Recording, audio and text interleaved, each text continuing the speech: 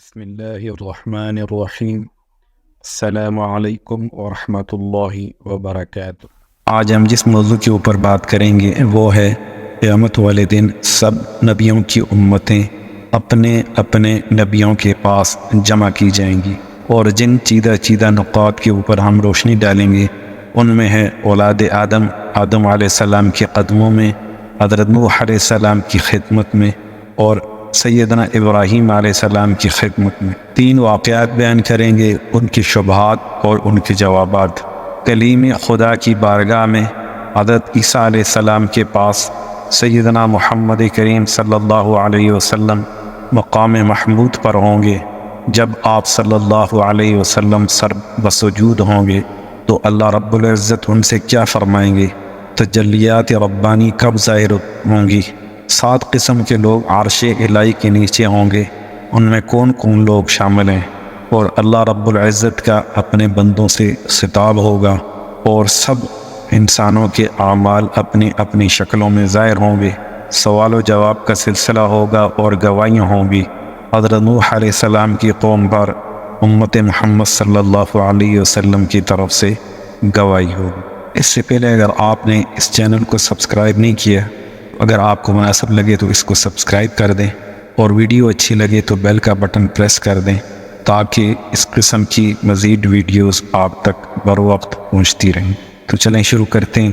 صحیح ستہ میں ہے کہ پھر مجبور ہو کر لوگ شفاعت کی غرض سے حضرت آدم علیہ السلام کے پاس جا کر عرض کریں گے کہ اے ابو البشر، آپ ہی وہ شخص ہیں جنہیں خدا تعالیٰ نے اپنے دست قدرت سے پیدا کیا، فرشتوں سے سجدہ کرایا، جنت میں سکونت عطا فرمائی، اور آپ ہی وہ شخصیت ہیں جنہیں اللہ تعالیٰ نے تمام چیزوں کے نام سکھائے۔ جب اللہ تعالیٰ نے آپ کو شانیں دی ہیں تو ہماری سفارش کر دیجئے تاکہ باری تعالیٰ ہمیں اس مصائب سے نجات نصیب فرمائے۔ آپ فرمائیں گے کہ آج اللہ تعالیٰ اس قدر غضبناک ہیں کہ ایسا کبھی بھی نہ تھے اور نہ آئندہ ایسے غضبناک ہوں گے۔ چونکہ مجھ سے ایک زبردست غلطی ہوئی تھی، وہ یہ کہ اللہ نے فرمایا تھا کہ وَلَا تَقْرَبَا هَٰذِهِ الشَّجَرَةَ فَتَكُونَا مِنَ الظَّالِمِينَ فَأَزَلَّهُمَا الشَّيْطَانُ عَنْهَا۔ باوجود روکنے کے میں نے گندم کا دانہ کھا لیا تھا تو میں اس کی پکڑ سے ڈرتا ہوں۔ سچی بات تو یہ ہے کہ مجھ میں شفاعت کی طاقت بھی نہیں ہے، تو میرا مشورہ یہ ہے کہ تم حضرت نوح علیہ السلام کے پاس جاؤ، اس لیے کہ وہ پہلے پیغمبر ہیں جنہیں سارے انسانوں کے طوفان نوح میں غرق ہونے کے بعد سب سے پہلے انسانوں کی ہدایت کے لیے مبعوث فرمایا ہے۔ تو لوگ حضرت نوح علیہ السلام کے پاس آئیں گے اور ان سے عرض کریں گے اے نوح، آپ ہی وہ پیغمبر ہیں جنہیں سب سے پہلے خدا تعالیٰ نے لوگوں کی ہدایت کے لیے بھیجا ہے، اور آپ کو اللہ تعالیٰ نے قرآن کریم میں انہ کان عبدا شکورا فرما کر اپنا شکر گزار بندہ ہونے کا لقب عطا فرمایا ہے۔ ہماری حالت زار کو دیکھ کر آپ ہماری شفاعت فرما دیجیے۔ آپ فرمائیں گے آج اللہ تعالیٰ اتنا غصے میں ہے کہ ایسا کبھی نہ تھا، اور مجھ سے تو ایک غلطی ہو گئی ہے کہ میں نے ادب کا لحاظ نہ رکھا اور اللہ تعالیٰ کی بارگاہ میں اس کے نافرمان بیٹے کی سفارش کر دی کہ وہ غرق نہ ہو۔ میرا منہ نہیں ہے کہ سفارش کر سکوں۔ سیدنا نوح علیہ السلام نے اپنے بیٹے کی سفارش کی تھی۔ قرآن کریم میں اسے اس انداز میں بیان کیا گیا ہے وَنَادَى نُوحٌ رَبَّهُ فَقَالَ رَبِّ إِنَّ ابْنِي مِنْ أَهْلِي وَإِنَّ وَعْدَكَ الْحَقُّ وَأَنْتَ أَحْكَمُ الْحَاكِمِينَ۔ اس کا ترجمہ یہ ہے، اس مشکل گھڑی میں نوح علیہ السلام نے اپنے خدا کو پکارا کہ میرا بیٹا بھی تو میرے اہل میں سے ہے، اور تیرا وعدہ جو میرے اہل کو طوفان سے بچانے کی نسبت ہے سچا ہے، اور اس کا فیصلہ تو بہتر کر سکتا ہے۔ خدا نے نوح علیہ السلام کو جواب دیا کہ وہ تیرے اہل میں سے ہرگز نہیں ہے، کہ وہ برے افعال کر چکا ہے۔ تو مجھ سے ایسی بات کا سوال نہ کرنا جس کا تجھے علم نہیں ہے۔ یہ میں تجھے اس لیے سمجھاتا ہوں کہ جاہل لوگوں کی طرح سے رشتہ کی محبت میں آ کر کہیں تو خدا سے دور نہ جا پڑے، یعنی خدا کو نیکی کے سوا اور کسی رشتے کی پرواہ نہیں ہے۔ یہ عذر کر کے حضرت نوح علیہ السلام سب لوگوں کو سیدنا ابراہیم علیہ السلام کے پاس جانے کا مشورہ دیں گے۔ چنانچہ وہ فرمائیں گے کہ تم حضرت ابراہیم علیہ السلام کے پاس جاؤ کہ اللہ تعالیٰ نے انہیں اپنا خلیل بنایا ہے۔ سورہ نساء میں ہے وَاتَّخَذَ اللَّهُ إِبْرَاهِيمَ خَلِيلًا بس لوگ آپ کے پاس آئیں گے اور عرض کریں گے، اے ابراہیم علیہ السلام، خدا تعالیٰ نے آپ کو خلیل کا خطاب نصیب فرمایا ہے اور آگ کو آپ کے واسطے ٹھنڈی اور سلامتی والا کر دیا۔ فرمایا قلنا یا نار کونی بردا و سلاما علی ابراہیم، اور پیغمبروں کا امام بنایا، آپ ہماری سفارش کر دیجئے تاکہ ان تکلیفوں سے رہائی مل جائے۔ آپ فرمائیں گے پہلی بات یہ ہے کہ آج اللہ تعالیٰ نے عید غصے میں ہے اور اتنا پرجلال کبھی نہیں دیکھا گیا اور نہ کبھی ایسا ہوگا۔ اور دوسری بات یہ ہے کہ میں 3 مرتبہ ایسی باتیں کر چکا ہوں کہ جس میں جھوٹ کا وہم ہو سکتا ہے، تو میں اس کی پکڑ سے ڈر رہا ہوں، اس لیے مجھ میں شفاعت کی ہمت نہیں ہے۔ وہ باتیں جن کے متعلق حضرت ابراہیم علیہ السلام فرمائیں گے کہ ان کے بارے میں مجھے ڈر ہے کہ کہیں میری پکڑ نہ ہو جائے، وہ بھی انشاءاللہ عرض کریں گے۔ ان میں پہلا واقعہ یہ ہے، ایک مرتبہ آپ کی قوم نے عید والے دن عمدہ کھانے پکائے اور اپنے بتوں کے سامنے رکھ دیے، پھر بت خانے کے دروازوں کو بند کر کے بڑی شان و شوکت سے عید منانے کے لیے میدان چلے گئے۔ جاتے ہوئے حضرت ابراہیم علیہ السلام سے کہہ دیا کہ ہمارے ساتھ چلیے۔ آپ نے ستاروں کو دیکھ کر فرما دیا کہ میری طبیعت ناساز معلوم ہوتی ہے۔ یہ اول کلام ہے جس سے انہیں جھوٹ کا وہم ہوگا۔ قرآن کریم میں اس واقعے کو ان آیات میں بیان کیا گیا ہے، فَنَظَرَ نَظْرَةً فِي النُّجُومِ فَقَالَ إِنِّي سَقِيمٌ، تو انہوں نے ستاروں کی طرف دیکھا اور فرمایا میں بیمار ہوں۔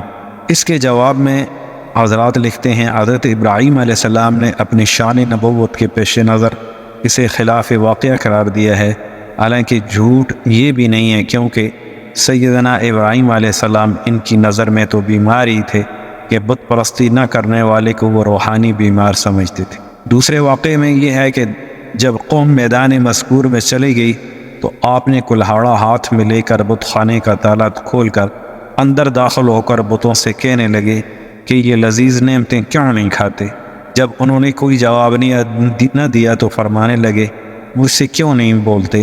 فقال الا تاکلون ما لکم لا تنطقون، جب اس پر بھی وہ خاموش رہے تو آپ نے تمام بتوں کو توڑ ڈالا مگر بڑے بت کو صرف ناک کان سے محروم کیا اور کلہاڑا اس کے کاندھے پر رکھ دیا اور دروازے کو بدستور تالا لگا کر گھر تشریف لے آئے۔ کفار جب میدان سے واپس آئے تو اس ماجرے کو دیکھ کر آگ بگولا ہو گئے اور اپنے معبودوں کے ساتھ اس سلوک کا روا رکھنے والے شخص کے اس کام کو سر انجام دینے والے کی تلاش شروع کر دی۔ قالوا من فعل هذا بآلهتنا انه لمن الضالین، ان میں سے بعض نے کہا سمعنا فتى يذكرهم يقال له ابراہیم، ہم نے ایک نوجوان کو ان کا ذکر کرتے ہوئے سنا ہے، اسے ابراہیم کہا جاتا ہے۔ ان کے سردار کہنے لگے فأتوا به على اعین الناس لعلهم يشهدون، تو اس سارے لوگوں کے سامنے لاؤ تاکہ لوگ اس کو دیکھ لیں۔ جب سیدنا ابراہیم علیہ السلام سب کے سامنے تشریف لے آئے تو انہوں نے کہا انت فعلت هذا بآلهتنا یا ابراہیم، اے ابراہیم کیا بتوں کو توڑنے کا کام تو نہیں کیا ہے؟ آپ علیہ السلام نے فرمایا نہیں۔ قال بل فعل کبیرهم هذا فاسألوهم ان كانوا ينطقون، بلکہ ان کے بڑے نے ہی ایسا کیا ہے، اگر یہ بات کر سکتے ہیں تو انہی سے پوچھ لیجئے۔ ذرا دیکھ تو صحیح، کلہاڑا اسی کے کاندھے پر تو رکھا ہے، اسی کو غصہ آیا ہے اور اسی نے چھوٹے بتوں کو توڑ ڈالا ہے۔ شان نبوت کے لائق یہی تھا، لیکن در حقیقت یہ جھوٹ نہ تھا، الزامی جواب تھا کہ دوسرے سے ایسی بات کرنا کہ وہ لاجواب ہو جائے۔ چنانچہ کافروں نے لاجواب ہو کر کہہ دیا کہ ہمارے یہ بت بول نہیں سکتے، اور پھر حضرت ابراہیم علیہ السلام نے سچ ہی تو کہا تھا۔ قال بل فعل کبیرهم، کہ ان سے بڑے نے کیا کیا ہے، تو حضرت ابراہیم بھی تو ان سے بڑے تھے۔ سیدنا ابراہیم علیہ السلام کو اس واقعے میں دوسرے جھوٹ کا احتمال ہوا۔ تیسرا واقعہ یہ ہے، سیدنا ابراہیم علیہ السلام اپنا چچا کے پاس حران تشریف لے گئے۔ چچا کی بیٹی سیدہ سارہ سے نکاح ہوا، حسب معمول دین ابراہیمی کی دعوت دی، بتوں کی مخالفت سسرال کو برداشت نہ ہوئی تو حضرت ابراہیم علیہ السلام کے مخالف ہو گئے۔ ادھر آپ نے اللہ کے حکم سے مصر کا ارادہ فرمایا۔ مصر کے پاس سے گزرے، معلوم ہوا کہ یہاں ایک ظالم بادشاہ ہے جو ہر خوبصورت عورت کو چھین لیتا ہے، اس کے شوہر کو قتل کر دیتا ہے، کوئی اور وارث ہے تو اسے کچھ دولت وغیرہ دے کر عورت کو حاصل کرنے کی پوری کوشش کرتا ہے۔ یہ باتیں ہو رہی تھیں کہ بادشاہ کے کارندے وہاں آ پہنچے اور سیدنا ابراہیم علیہ السلام سے سوالات کرنے شروع کر دیے۔ یہ عورت تیری کیا لگتی ہے؟ سپاہیوں نے کہا یہ میری بہن ہے۔ سیدنا ابراہیم علیہ السلام نے جرأت سے جواب دیا کیونکہ حضرت سارہ رضی اللہ تعالی عنہ آپ کے چچا کی طرف سے آپ کی بہن تھی۔ ادھر حفظ ما تقدم کے طور پر انہیں بھی سمجھا دیا کہ کوئی پوچھے تو میرے متعلق یہی کہنا ہے کہ یہ میرا بھائی ہے۔ یہاں پر جھوٹ کا شبہ بنا لیا جاتا ہے۔ قرآنی اصول کے مطابق حضرت ابراہیم علیہ السلام نے یہ جھوٹ نہیں بولا تھا، کیونکہ قرآن حکیم میں ہے انما المؤمنون اخوہ، سب مومن آپس میں بھائی بھائی ہیں۔ بہرحال سیدنا ابراہیم علیہ السلام کو اپنے اس قول پر بھی خلاف واقع ہونے کا شبہ تھا۔ مکمل واقعہ اس طرح ہے کہ ظالم بادشاہ کی سپاہی حضرت سارہ کو لے کر محل سرا کی طرف چلے اور بادشاہ کے محل میں جا بٹھایا۔ ادھر اللہ تعالیٰ نے اپنے خلیل علیہ السلام کی تسلی کا سامان یہ کیا کہ ان کے اور حضرت سارہ کے درمیان جتنے پردے تھے وہ ہٹتے جا رہے تھے۔ ان کی آنکھوں سے ایک لمحہ کے لیے بھی حضرت سارہ اوجھل نہ ہوئی۔ بادشاہ محل میں آیا، 3 مرتبہ ہاتھ بڑھایا، ہر مرتبہ اس کا ہاتھ ناکارہ ہو گیا۔ آخر سیدہ سارہ سے معافی اور دعا کی درخواست کی اور اللہ کے قہر سے نجات پائی۔ اپنی خفت مٹانے کے لیے سپاہیوں کو کہا اسے حفاظت اسی مرد کے پاس چھوڑاؤ، یہ عورت جادوگر معلوم ہوتی ہے۔ خلیل اللہ اس واقعے کی وجہ سے اس شہر سے دل برداشتہ ہو چکے تھے۔ سارہ کو لے کر شام روانہ ہو گئے اور وہیں رہنے لگ گئے۔ یہ 3 واقعات ہیں جس کی وجہ سے حضرت ابراہیم علیہ السلام نسبت کریں گے اور سفارش سے معاذرت کریں گے۔ حضرت ابراہیم علیہ السلام کے کہنے پر سب لوگ سیدنا موسیٰ علیہ السلام کی خدمت میں حاضری دیں گے اور بصد نیز عرض کریں گے اے موسیٰ، آپ ہی وہ عظیم شخصیت ہیں جن سے اللہ نے بغیر واسطے کے کلام کیا اور آپ کو اللہ نے اپنے دست مبارک سے اس تورات لکھ کر دی ہے۔ ہو سکے تو آج ہماری سفارش کر دیجئے۔ حضرت موسیٰ علیہ السلام سب کو مخاطب ہو کر فرمائیں گے آج اللہ تعالیٰ بڑے غصہ میں ہیں کہ شاید کبھی بھی اتنے غضبناک نہ ہوئے ہوں۔ میرے ہاتھ سے ایک بھی شخص قتل ہو چکا ہے، مجھے ڈر ہے کہ کہیں میرا اللہ مجھے اس کی پاداش میں نہ پکڑے۔ یہ واقعہ بھی 20ویں پارے میں آیت وَدَخَلَ الْمَدِينَةَ سے لے کے وَوَكَزَ مُوسَىٰ تک ہے۔ ہاں تم ایسا کرو، حضرت عیسیٰ علیہ السلام کے پاس جاؤ، سب لوگ ادھر چلے جائیں گے اور دست بدست عرض کریں گے اے عیسیٰ، خدا نے آپ کو روح اور کلمہ کہا ہے، جبرائیل علیہ السلام سے آپ کی دوستی کر دی، آپ کو اللہ تعالیٰ نے واضح معجزات عنایت فرمائے۔ اگر آپ ہماری سفارش کر دیں تو امید ہے کہ اللہ تعالیٰ ہماری نجات فرما دیں۔ وہ فرمائیں گے آج اللہ تعالیٰ بڑے ناراض ہیں، مجھے تو ڈر ہے میری باز پرس ہوگی تو میرا کیا بنے گا، کیونکہ میرے بعد میری امت نے کبھی تو مجھے اللہ کا بیٹا بنا دیا، کبھی مجھے وہ خدائی کہنے لگ گئی۔ میری یہ رائے ہے کہ تم سیدنا محمد رسول اللہ صلی اللہ علیہ وسلم کے پاس جاؤ۔ ان کے مشورے سے سب لوگ آپ صلی اللہ علیہ وسلم کی طرف آ جائیں گے اور عرض کریں گے اے محمد صلی اللہ علیہ وسلم، آپ محبوب خدا ہیں، خدا نے آپ کو اگلے پچھلے تمام گناہوں کی معافی دے دی۔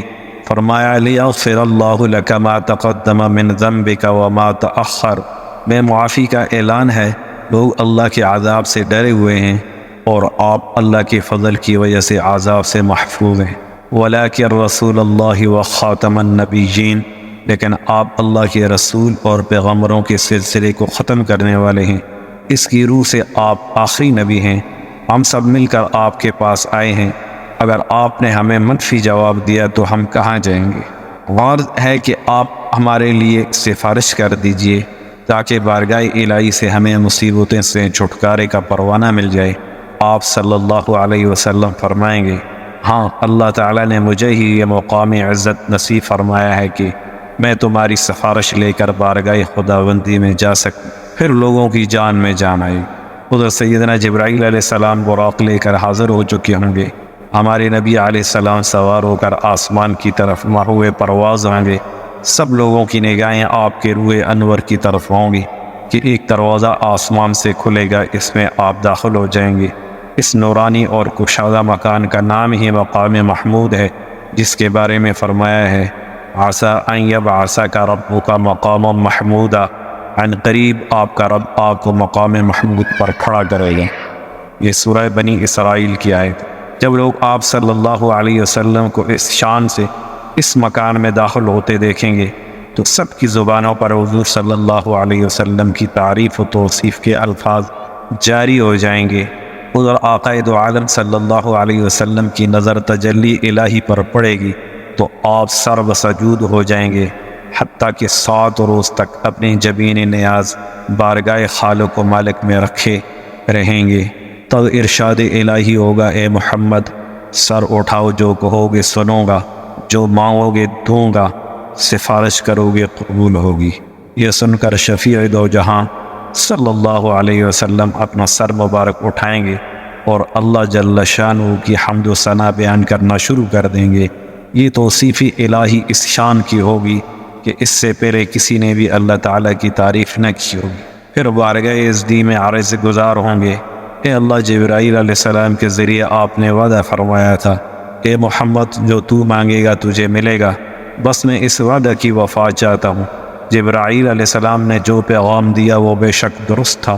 اللہ رب العزت فرمائیں گے، آج بے شک میں تجھ کو خوش کروں گا اور تیری سفارش پر مانوں گا۔ زمین کی طرف جاؤ، میں بھی زمین پر جلوہ افروز ہونے والا ہوں، اپنے بندوں کا حساب لے کر اعمال کے مطابق انہیں جزا دوں گا۔ اللہ تعالیٰ سے ہم کلام ہو کر محبوب کائنات صلی اللہ علیہ وسلم زمین پر تشریف لے آئیں گے۔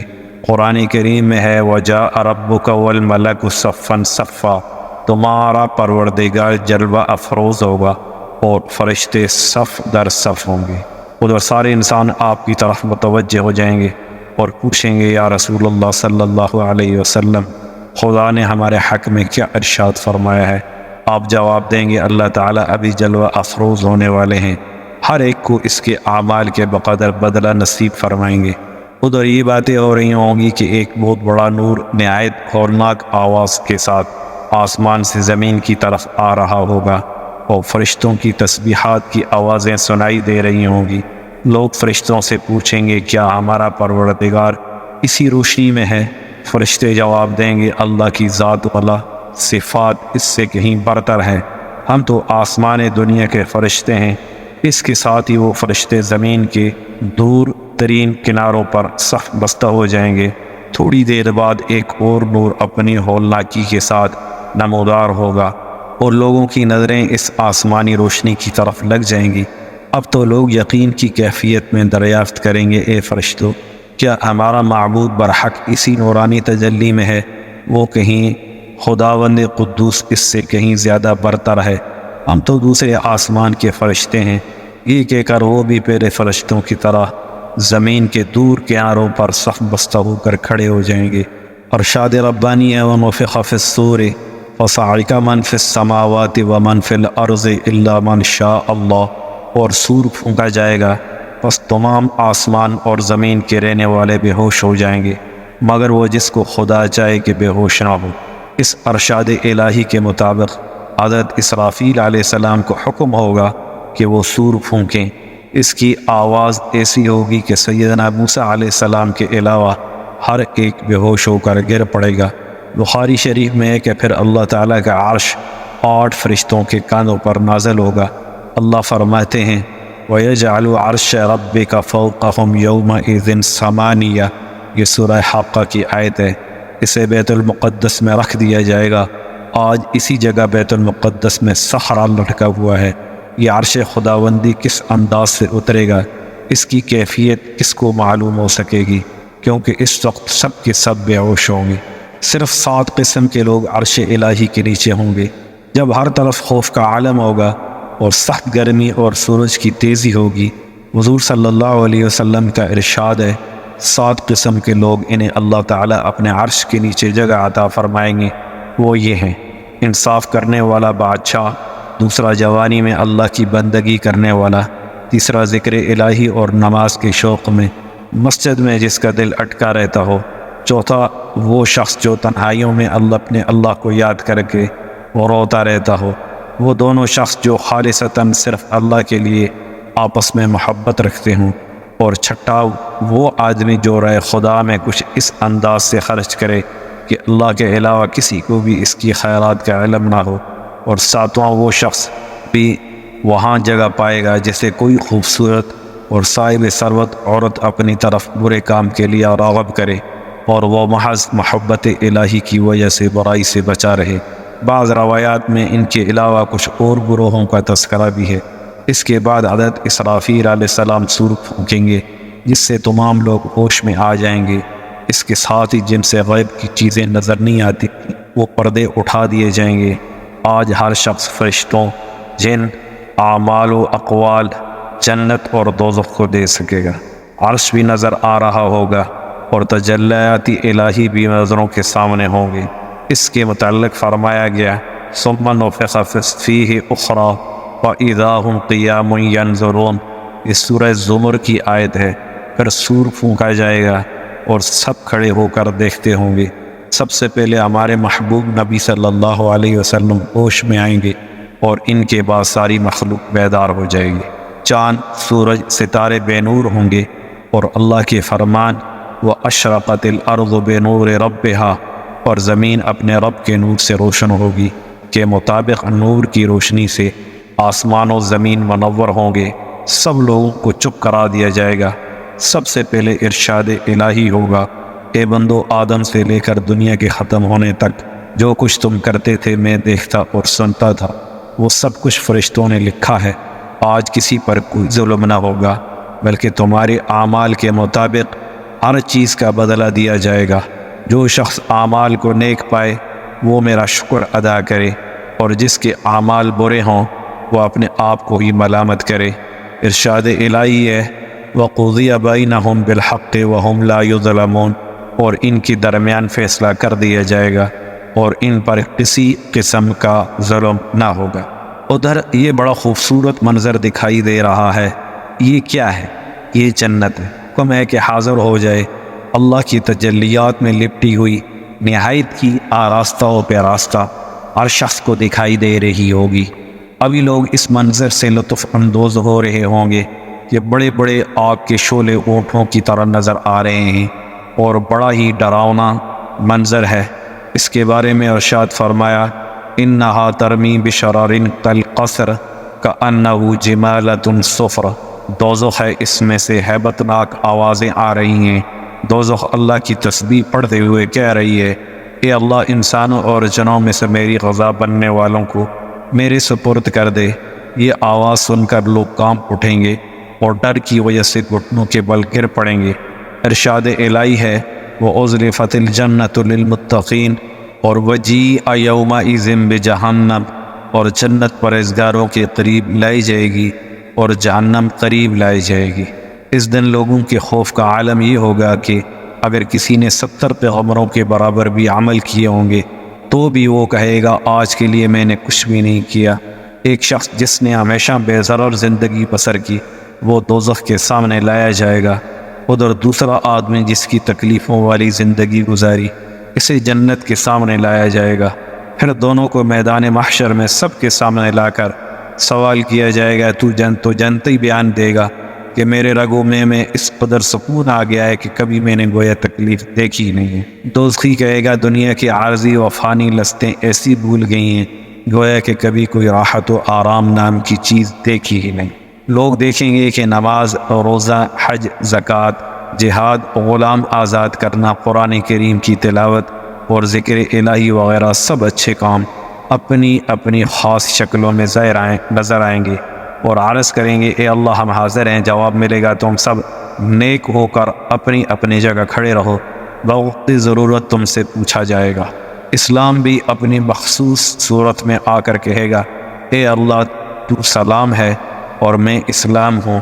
حکم ہوگا قریب آ، آج تیری وجہ سے لوگوں سے پکڑ ہوگی اور تیرے ہی سبب معافی کا اعلان ہوگا۔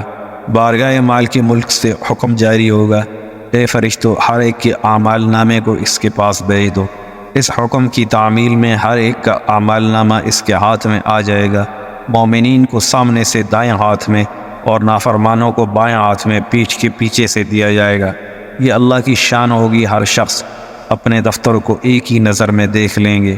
اول کافروں سے توحید و شرک کے متعلق سوال ہوگا، وہ جواب دیتے ہوئے شرک سے صاف انکار کر دیں گے کہ ہم نے ہرگز شرک نہیں کیا۔ ان کے قائل کرنے کے لیے زمین کے اس قطعے کو جس پر وہ شرک کرتے تھے اور اس رات دن اور مہینے کو جس میں وہ کفر کرتے تھے، جو وہ جواب دیں گے قرآن کریم میں ہے، واللہ ربنا ما کننا مشرکین، خدا کی قسم ہم تو مشرک نہیں تھے۔ ان کے انکار کی وجہ ان کے منہ پر مہر لگائی جائے گی۔ اس کا ذکر قرآن میں اس طرح ہے، الیوم نختم علی افواہہم وتکلمنا ایدیہم وتشہد ارجلہم بما کانوا یکسبون۔ آج ہم ان کے منہ پر مہر کر دیں گے، ان کے ہاتھ بولیں گے، ان کے پاؤں گواہی دیں گے اس کی جو وہ کرتے تھے۔ اور حضرت آدم علیہ السلام وہ جن پر ان کی اولاد کے روزانہ افعال ظاہر کیے جاتے تھے، اور ملائکہ کو جو ان کے اقوال و افعال کو قلم بند کرتے تھے، بطور گواہ بلایا جائے گا۔ مگر جب کمال انکار کی وجہ سے تمام مذکورہ بالا شہادتیں ان کے لیے کافی وافی نہ ہوں گی، تو ان کی زبانوں پر مہریں لگا دی جائیں گی، تب ان کا ہر عزو اعمال صحیح پر گواہ ہو جائے گا۔ شہادت ختم ہونے پر اولاً وہ اپنے اعضاء پر لعن و طعن کریں گے کہ ہم نے جو کچھ کیا تھا تمہارے ہی لیے کیا تھا۔ وہ جواب دیں گے ہم خدا کے حکم سے تمہاری تابعداری میں تھیں، اب اسی کے حکم سے گویا ہوئے، بے شک تم ظالم تھے کیونکہ تم نے مالک حقیقی کی خلاف ورزی کر کے ہم کو بھی اپنے ساتھ مصیبت میں مبتلا کر دیا۔ خدا نے جو ہم کو تمہارا مطیع بنایا تھا، اس کا تم نے کچھ شکر ادا نہیں کیا، نہ ہماری تابعداری کی اصلی غرض سمجھنے کی کوشش کی۔ ہم تو سوائے سچ کے اور کچھ نہیں کہہ سکتے۔ بس وہ لاچار ہو کر اپنے شرک و کفر کا اقرار کر لیں گے اور ملزم قرار پا جائیں گے۔ قرآن کریم میں ان سب حالات کی منظر کشی اس طرح کی ہے، وَقَالُوا لِجُلُودِهِمْ لِمَ شَهِدتُّمْ عَلَيْنَا، اور کافر اپنے جسموں کی کھالوں کو کہیں گے تم نے ہمارے خلاف گواہی کیوں دی؟ قَالُوا أَنطَقَنَا اللَّهُ الَّذِي أَنطَقَ كُلَّ شَيْءٍ وَهُوَ خَلَقَكُمْ أَوَّلَ مَرَّةٍ وَإِلَيْهِ تُرْجَعُونَ۔ اعضاء بولیں گے ہمیں اللہ نے بولنے کی طاقت دی ہے، جس نے ہر چیز کو بلوایا، اور اسی نے تمہیں پہلی مرتبہ پیدا کیا، اسی کی طرف تم لوٹائے جاؤ گے۔ فَاعْتَرَفُوا بِذَنبِهِمْ فَسُحْقًا لِأَصْحَابِ السَّعِيرِ، وہ اپنے اعضاء کی گواہی اور حقیق جواب سن کر اپنے گناہوں کا اعتراف کریں گے، پس ہلاکت ہے جہنم والوں کے لیے۔ اس طرح وہ طرح طرح کے عذر پیش کریں گے۔ اول یہ کہیں گے کہ ہم احکام الہی کے جاننے سے بالکل بے خبر تھے، خدا تعالیٰ کی طرف سے ارشاد ہوگا کہ میں نے پیغمبروں کو معجزات دے کر بھیجا، انہوں نے میرے احکام کو نہایت ایمانداری کے ساتھ پہنچایا، تم نے کیوں غفلت کی اور احکام کو کیوں تسلیم نہیں کیا؟ جواب میں کہیں گے نہ تو ہمارے پاس کوئی پیغمبر آیا نہ کوئی حکم پہنچا۔ پس اول حضرت نوح علیہ السلام کو ان کی قوم کے سامنے پیش کیا جائے گا۔ آپ ارشاد فرمائیں گے کہ اے جھوٹو، اے حق سے منہ موڑنے والو، کیا تم کو یاد نہیں کہ میں نے تم کو 950 برس کی مدت دراز تک طرح طرح کے وعظ سنا کر عذاب الہی سے ڈرایا، احکام الہی پہنچائے، کتنی محنت و کوشش کی، اعلانیہ و پوشیدہ طور پر خدا کی وحدانیت اور اپنی رسالت کے اثبات میں کس قدر کوشش و جان فشانی کی، کھلی دلیلوں اور معجزوں سے ان کو ثابت کیا۔ قرآن کریم میں ہے فَلَبِثْتَ فِيهِمْ أَلْفَ سَنَةٍ إِلَّا 50 عاما، پس وہ اپنی قوم میں 50 برس کم 1000 سال تک رہے۔ حضرت نوح علیہ السلام کی کل عمر 1400 برس کی تھی، جس میں سے 950 برس وعظ میں صرف ہوئے۔ اللہ تعالیٰ کا ارشاد ہے انی اعلنت لہم و اسررت لہم اسرارا، کیا تمہیں یاد نہیں کہ فلاں مجلس میں نے تم سے اس طرح کہا تھا اور تم نے ایسا جواب دیا تھا۔ اسی طرح اپنی تبلیغ اور ان کے انکار کے دیگر قصص یاد دلائیں گے، یعنی واقعات یاد دلائیں گے، مگر وہ صاف مکر جائیں گے اور کہیں گے کہ ہم تمہیں جانتے بھی نہیں اور نہ کبھی تم سے کوئی خدائی حکم سنا۔ اس پر خداوند کریم ارشاد فرمائے گا کہ اے نوح اپنے تبلیغ رسالت کے گواہ پیش کرو۔ آپ عرض کریں گے اللہ تعالیٰ اس موقع کے متعلق فرمایا ہے لِتَكُونُوا شُهَدَاءَ عَلَى النَّاسِ، اے امت محمدیہ تاکہ تم لوگوں پر گواہ بن جاؤ۔ اسی آیت کی سچائی ظاہر ہوگی اور حضرت نوح علیہ السلام کہیں گے میرے گواہ امتیان حضرت محمد صلی اللہ علیہ وسلم ہیں، پس اس امت کے علماء، صدیقین اور شہداء حاضر کر دیے جائیں گے۔ وہ عرض کریں گے ہاں ہم ان کے گواہ ہیں۔ بے شک تو نے ان کو رسول بنا کر تبلیغی احکام کے لیے اس قوم کے پاس بھیجا تھا۔ ہماری دلیل یہ ہے کہ آپ ہی نے فرمایا ہے کہ وَلَقَدْ أَرْسَلْنَا نُوحًا إِلَىٰ قَوْمِهِ فَلَبِثَ فِيهِمْ أَلْفَ سَنَةٍ إِلَّا 50 عَامًا فَأَخَذَهُمُ الطُّوفَانُ۔ امت نوح کے کافر کہیں گے نہ تو تم ہمارے زمانے میں تھے، نہ تم نے ہماری حالت دیکھی، نہ ہماری گفتگو سنی، پھر تمہاری شہادت ہمارے مقدمہ میں کیوں کر قابل سماعت ہو سکتی ہے؟ اللہ تعالیٰ کا فرمان سچا ہوگا۔ اس نے سورہ بقرہ میں فرمایا ہے وَيَكُونَ الرَّسُولُ عَلَيْكُمْ شَهِيدًا، اور رسول تمہاری گواہیوں پر گواہ بن جائیں گے اور فرمائیں گے جو کچھ میری امت نے کہا وہ بالکل بجا درست ہے، کیونکہ ان کو اس حقیقت حال کا ثبوت دنیا میں بذریعہ خبر الہی پہنچا ہے جو معائنہ و مشاہدہ سے کہیں قوی ہے۔ تب جا کر یہ کافر ساکت ہو کر ملزم قرار پائیں گے۔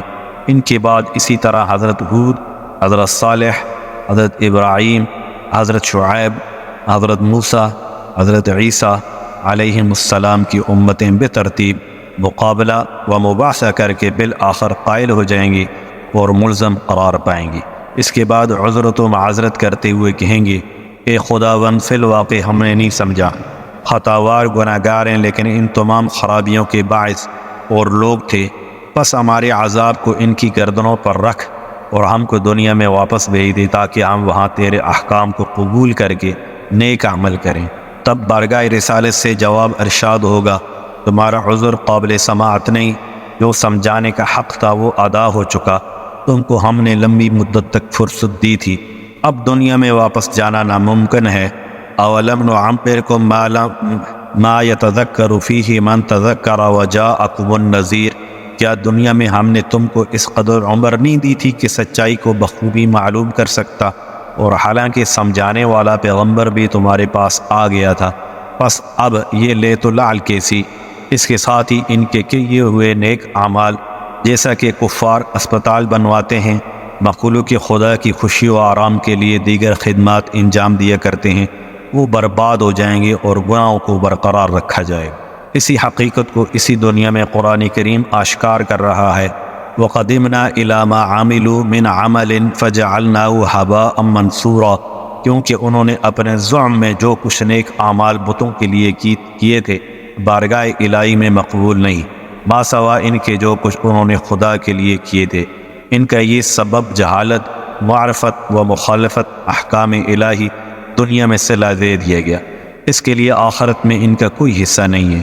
والسلام علیکم ورحمۃ اللہ وبرکاتہ۔